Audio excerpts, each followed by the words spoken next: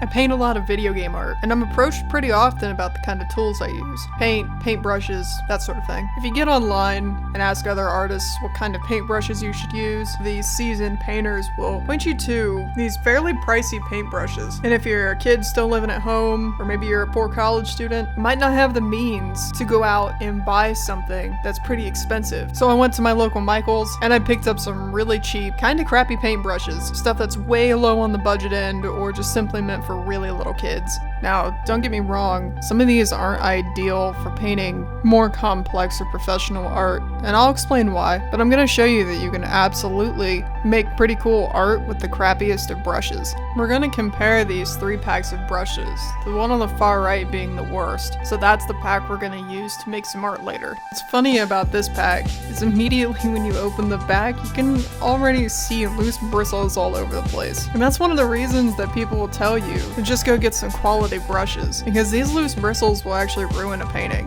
When I compare these brushes to a brush that I often use, one of the primary differences is the ferrule. The ferrule is that piece that connects to the handle and holds the paint bristles in. A metal ferrule is pretty important because you can shape it and tighten it. You can also use better cleaners on the brush. But these lower end Crayola paintbrushes, the same type of paintbrushes you'd get in like a pack of watercolors, don't actually have a real ferrule, and that's part of the reason that the bristles shed so much. Now from the get-go, these brushes are all out of whack. The bristles are all uneven and kind of all over the place. Crayola describes these as natural hairs. Sometimes they'll describe them as camel hair. If you see camel hair on any description for a paintbrush, it is absolutely not camel hair. Camel hair can't be painted with, it's too woolly. It's usually some combination of really low-end natural hair, like squirrel or pony that couldn't be used on anything else. Now you can get higher end squirrel or pony haired brushes, but that's not something we're gonna cover in this video.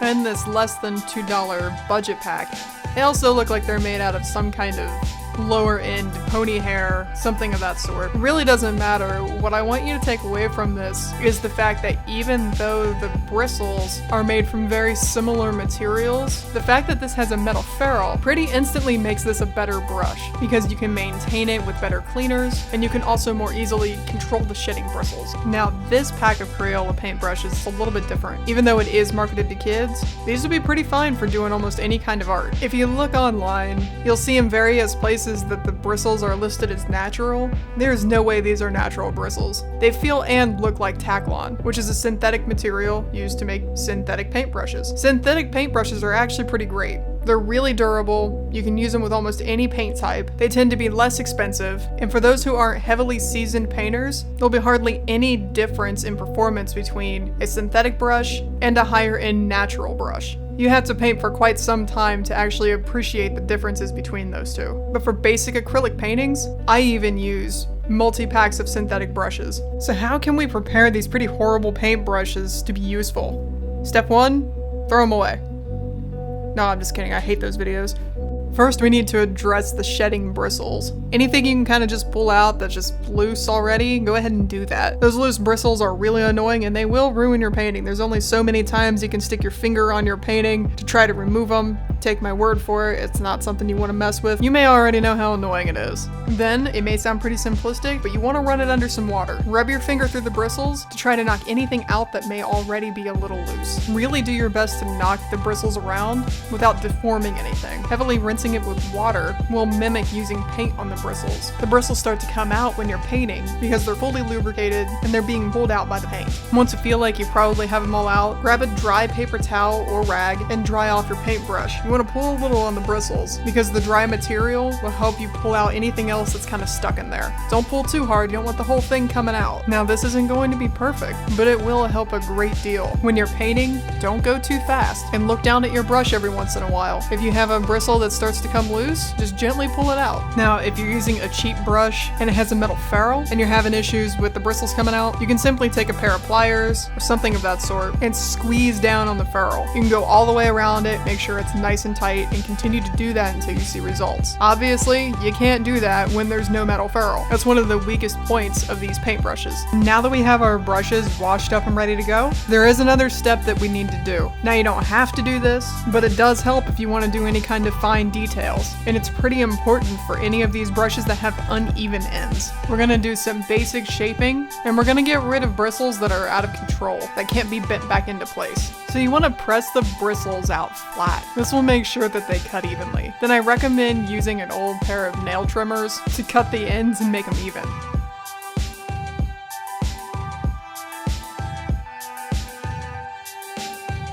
I'm gonna make this the detail brush, so I'm taking an X-Acto knife and carefully sawing off unwanted bristles, making it as thin and even to paint with as possible. If you're a kid, you might want to have an adult help you with this. If you're a clumsy adult, just be really careful and go slow, maybe wear a glove or something so you don't accidentally slip and cut a finger.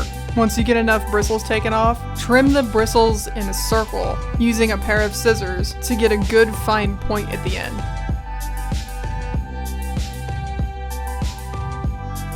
After a bit of trimming, once you get the paintbrush wet or coated in paint, it should look something like this.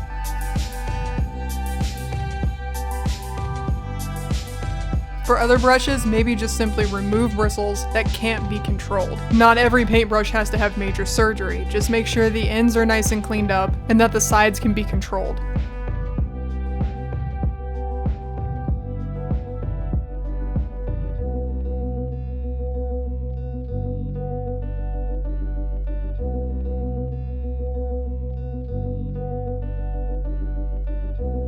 The ferrule issue aside, there's one other major difference between these two brushes, and that's going to be the way that the paint unloads from the brush onto your canvas or paper, whatever surface it is. The lower end bristles are pretty rough and wiry. They kind of stick together a little bit. The other bristles are more controlled and independent of one another. They don't lock together. When painting with the lower end bristles, they get stuck together. You can see not all of the bristles actually touch the canvas. It doesn't go flat no matter how I press the paintbrush. So the paint does not unload evenly and it's much more difficult to control. You can really tell when comparing it to this paintbrush. If I gently press down on it, it goes completely flat and pretty much all of the bristles touch the canvas at one point or another. The paint unloads very evenly. I really wanted to see what I could do with these lower end paintbrushes. I knew it was going to be a challenge, and I pretty much expected that. So I got out a small canvas and decided to paint some Mario. Now I'm a pretty seasoned painter, and I have to tell you that this was not easy. It was pretty frustrating in many ways. The paint did not unload from these paintbrushes very easily. There were a couple times I had to pull some stray bristles from the brushes, but it wasn't that bad. But overall, I think this pretty well proves that if you just give it enough time and some patience, you can still make some pretty neat art with really cruddy paintbrushes. Now my lines were all pretty wiggly, I couldn't get as precise as normal, and even when I measured things, it just didn't turn out as clean as I wanted it to. But I still think it's a pretty fun little painting, and I'm pretty confident that just about anybody can get these results if they try. I do recommend that maybe you spend the extra $1 or $2 to get a more controlled synthetic brush. I think that'll help you out a lot in the long run. And then if you really stick with it over time, look into more expensive paintbrushes. At that point, you'll probably be able to feel the difference. And if not, feel free to stick with the synthetics.